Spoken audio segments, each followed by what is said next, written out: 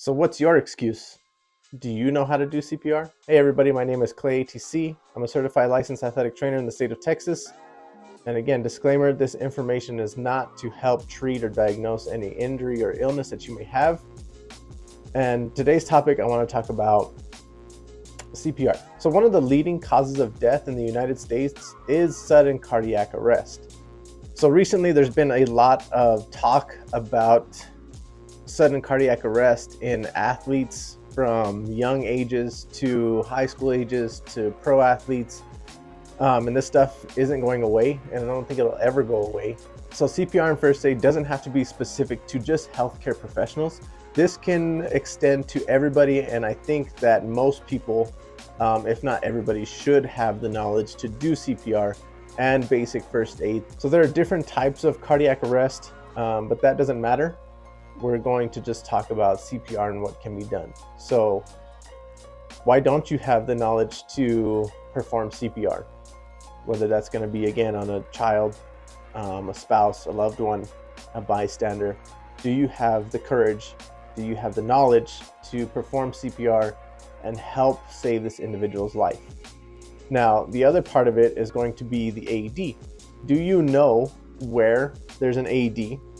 Do you know how to use the AED? Okay, and do you know what the AED does? All right, so the first thing is, where is the nearest AED? And this is a question that I often ask my CPR students, is when you're out and about, whether you're at the mall, whether you're at a restaurant, does the place have an AED? Okay, so I've seen them at the mall. I've seen them, posted at restaurants. But take a look around, because if you understand that this restaurant has an AED, then you can be better prepared to handle certain situations. Well, maybe you don't know how to use an AED. And again, I say, what is your excuse for not knowing how to use an AED? It's a very simple device.